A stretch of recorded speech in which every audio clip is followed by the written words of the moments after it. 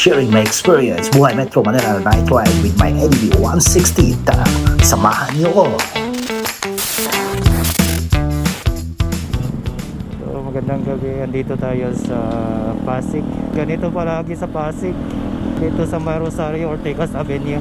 Hanggang EDSA na to, ganito yung traffic dito. Grabe.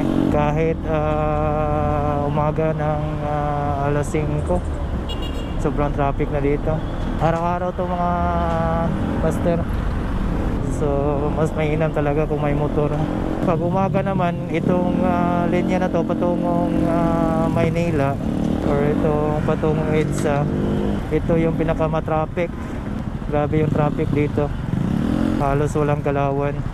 Tapos pag pauwi naman doon sa kabila, yun, papuntang Cainta, Rizal, yan sila dyan.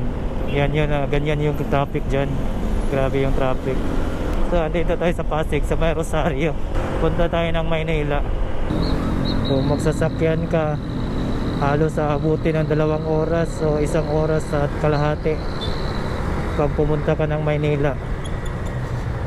Worst scenario pa yung sobrang traffic talaga, bumper to bumper, aabutin ka ng 3 oras. So ito papuntang Marikina. Dito nagchochok yung mga sasakyan bandang umaga. Kahit alas 5 ng umaga, traffic na dito. Nagchochok dyan galing Marikina papunta ng Manila, papuntang Makati, Taguig. Ito kasi yung daanan, mas madaling daanan. Yung galing Cainta, Rizal, yun, ito yung daanan. Maliban doon sa Marcos Highway. Sa Marcos Highway sobrang traffic din. Sana solusyonan tong traffic dito sa Manila. Grabe talaga. Diyan sa unahan, master, grabing traffic dyan. Paglampas natin ng tulay na yan, papuntang Makati at ito diretso papuntang EDSA. Sana magawa ng solusyon to, kasi ang dami makikinabang. Kasi kaysa flood control na yan, ilan lang yung nakikinabang, hindi pa nagawa. Mas maganda dito na lang nila ibuhos, kasi ang daming na makikinabang ng mga motorista. Ito dito pag umaga, grabe dito, umaga hanggang alas 3, traffic, sobrang traffic dito. Ayan pulang pula na. Makikita nyo yung mga taillight ng mga sasakyan, sobrang pula. So it means sobrang traffic dyan. From Mindanao, dito na tayo sa Maynila. Abangan nyo mga master, kasi nagpaplano ako na ikutin natin yung Luzon.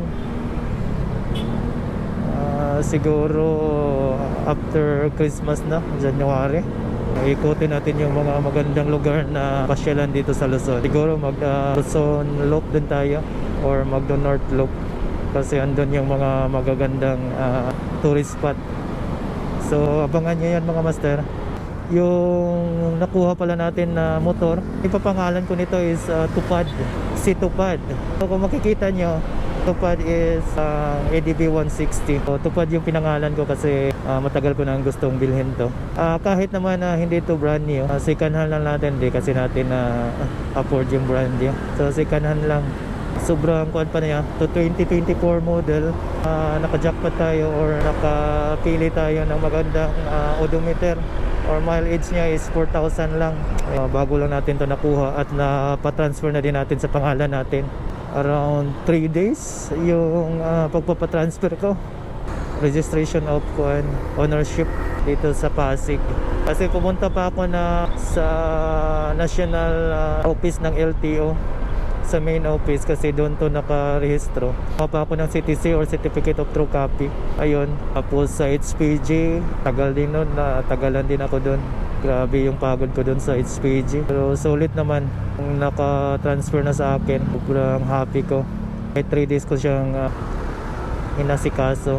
Yung motor natin is Tupad, kulay white. So ang ganda niya. Marami na din tayong dinagdag gaya nito para sa GoPro natin. So ayan mga master, dyan yan na yung EDSA. So ito yung EDSA Shrine. Dyan palagi yung may mga nagrarally. Yan, dyan. Ito na yung EDSA.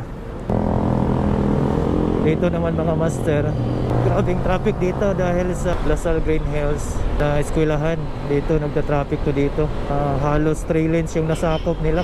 Ito yung eskwelahan ng Lasal Green Hills. Umaga dyan, grabing traffic kasi halos 3 lanes yung nasasakop nila. So yung ruta natin mga master is daan tayo ng Wilson. So yun, alright. Timing, diretso na tayo. So ito na yung Wilson. So ang oras pala natin ngayon mga master is around 9 na.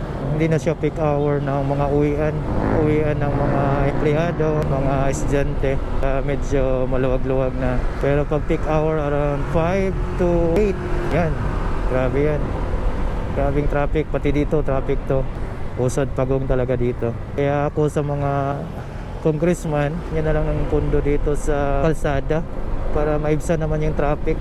Kasi sobrang traffic talaga. Kahit saan ka lumusot dito, traffic. Sobrang traffic talaga. Dumagdag pa yung mga nagpa-parking kahit saan-saan na lang. Imbes na 2 lanes yung daanan, lalo na sa mga eskinita, daming nagpa-parking. Imbes na 2 lanes yung daanan, nagiging 1 lane na lang. Kaya traffic. Pakita ko sa inyo mamaya doon sa Old Santa Mesa. Door yun, papuntang Mabini Bridge. Ayaw mo magsaysay, pwede kang dumaan doon. Labas ka ng Mabini Bridge. Pakita ko sa inyo mamaya. Turete na lang natin ngayon kasi hindi masyadong matraffic. So pagpasensyahan nyo yung Tagalog ko master kasi hindi ako nasanay. Kaya pag bibili nga ako doon sa mga tindahan, na-stress ako sa Tagalog ko. Magwa 1 year na tayo dito mga master. Sa dati doon tayo sa Paco nakatira. Ngayon lumipat tayo ng Pasig. Itong na to, ito yung pinaka paborito ko. Hindi masyadong matraffic. Tapos magaganda din yung mga bahay dito. Sarap tumira dito. May Green Hills to, Wilson. So ang tagos natin dito mga master is papuntang Old Santa Mesa. Yun yung tatagosin natin ngayon. Marami namang daanan, pwede din tayong dumiretso. Kung hindi tayo nag-Wilson, pwede tayong dumiretso. Tatagosin natin yung magsaysay pero ayaw ko dun. Kasi sa magsaysay mga master, ang daming mga truck. Malalaking truck, grabe dun. Daanan kasi ng mga truck dyan. Yung magsaysay mga master is daanan ng mga trailer na malalaki. Mga sobrang traffic din. Kasi halo-halo na. Galing din ng Antipolo. Yan, dyan dadaan. Sa Marcos Highway. Marcos Highway, papuntang magsaysay. Mas maganda dito dumaan. Kasi walang mga truck. Looban kasi. May sunog ata. Kasi may bumbero. Ayan o. Dalawang bumbero dyan sa harapan ko at may isa doon sa likod. So, magigiveaway tayo. Sa gilid lang tayo. Kasi baka ma-side sweep tayo niyan. Ang kagandahan ng nagmumotor master kasi ang dali mong makakalusot. Ang isa ring nakaka-traffic is itong mga jeep kasi pag may bumaba, diretso na lang nag-stop sa gitna. Yan yung nakaka-stress. Kaya nung isa nagsa-stop siya kung nagbaba siya ng pasahero. Bigla na lang nag-stop sa gitna ng daan. Nagta-traffic yung ganun. Oh, ganda ng kulay ng EDB niya. Ang concept ko pala na gusto kong gawin ito master is yung paborito ko kasi yung mint green na style. Pag magkakapera na tayo, pa-powder coat natin yung mugs. Nakakamangha kasi walang traffic. Ayun, di pa natin habol. So liliko tayo dyan pero nag red light na. Dito na lang tayo sa may eskinita. Dapat kasi bisado mo yung mga eskinita. Kagaya nito, ang daming nagpa-parking. Wala kasi silang parkingan sa loob ng bahay nila. Kaya pag peak hour, yung bulto-bulto talaga, dito dadaan yung iba, nata-traffic din. So Old Santa Mesa na tayo mga master. Dito ang daming mga alam niyo na yan. Yung mga ganyan, no? Mga biglang liko, ang dami dito. Yan, no? Queensland. Yan. Ang daming mga biglang liko dito. So, dyan master, sa unahan, liliko tayo dyan. Ito yung sinasabi ko. Pero sobrang namangha ako kasi hindi mo traffic. Ito yung sinasabi ko, ang daming parking dito. Pag peak hour dito, nako, sobrang traffic dito kasi yan, no? Puno lahat. Sobrang liit niya, kagaya niyan, no? Hirap makapasok yung dalawa kasi puno ng parking. Ito pala mga master is papuntang eskwelahan dyan ng PUP. Kaya ang daming mga tricycle dito kasi may eskwelahan dyan. Train daw to dito eh. Pero ang tagal na nito. Wala pa rin pagbabago. Yan yung sa ibabaw is skyway yan dyan. Going to north. Yan yung PUP. Eskwelahan ng PUP. Ang laki dyan sa loob. Ito mga master, backdoor to. Ito mong pumunta ng tagusin mo yung Mabini Bridge. Gusto mo magpako, yan. Gusto mo magquiapo, mas maganda dito. Kasi kung doon ka sa Magsaysay, nako, ang kasabayan mo doon mga trailer. Tapos sobrang traffic pa. Dito kahit hindi ka masyadong makabilis yung takbo mo, nakakausad naman kagaya nito. Tapos pwede ka pa makasingit. Ayan. Singit-singit lang. Singit-singit lang. Singit-singit lang. So yung mga kalye na ganito mga master, palabas yan ng Magsaysay. Pag gabi, nagmumotor lang ako. Pwede rin diretso doon, pwede din liliko tayo dito. Pero mas maganda ata dito. Kasi malaki yung kalsada. Tapos walang masyadong nagpa-park sa gilid. Kasi sa kabila, dami nagpa-park. Ayan, tapos liko tayo dito. Ayun, Mabini Bridge na. O, diba? Kasi ako master, hilig ko talagang maghanap-hanap ng magandang daanan na hindi masyadong traffic. So ito na yon, Recto, Santa Mesa, Espanya, Quezon City. So sa ibabaw, going to Quezon City. So ito, sa baba to. Yan, ito, malalaking mga bukaan, truck. Papunta yan na Magsaysay, liliko yan dyan sa right. Kanan yan, liliko. Makikita nyo yan, yung mga truck ko, ang dami. Galing yang Magsaysay. So dito mga master, inaalaw naman nila yung mag-a-advance ka doon sa harapan. Yan. So, wag mo lang harangan yung daanan. So ito na yung nagtahan. Magsaysay yan, makikita nyo. Magsaysay Boulevard, Ligarda. Ito Lacson Avenue, diretso doon. At saka Mabini Bridge, yung kanina nadaanan natin. So ito pala, madilim to dito dati. Pagka-upoy ni Mayor Isko, yan, may mga ilaw na. So maliwanag na dito. Kahit doon sa Osmeña, sobrang liwanag na.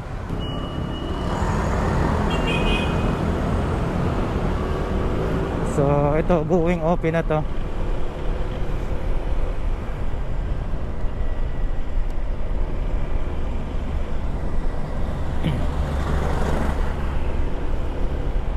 Ito yung daming barikada dito pag may rally.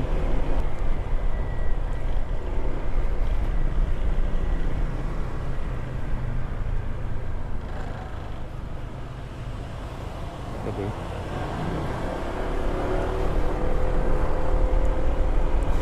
Doon mga master, hindi ka basta-basta nakakadaan doon. Inaalala nila yung may kagaya ng angkas, kung legit talaga. Tapos may gate pass, kagaya yan sa harap natin nakalagay. So pag wala ka nyan, pinapara ka talaga dyan.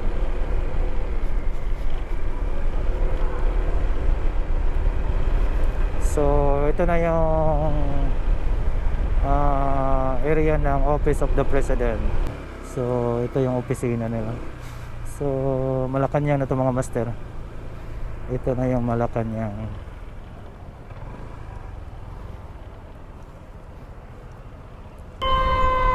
So yung mga master, may sunog naman ata.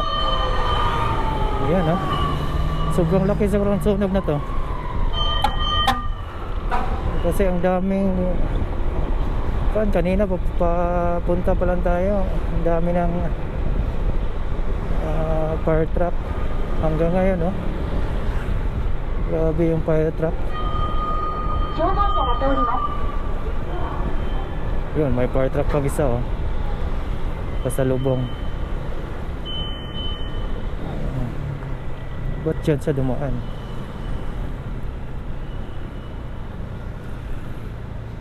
So hanggang dito na lang tatapusin ko yung vlog ko mga master. Paki-like and share, subscribe my YouTube channel, Ride with Sen Moto.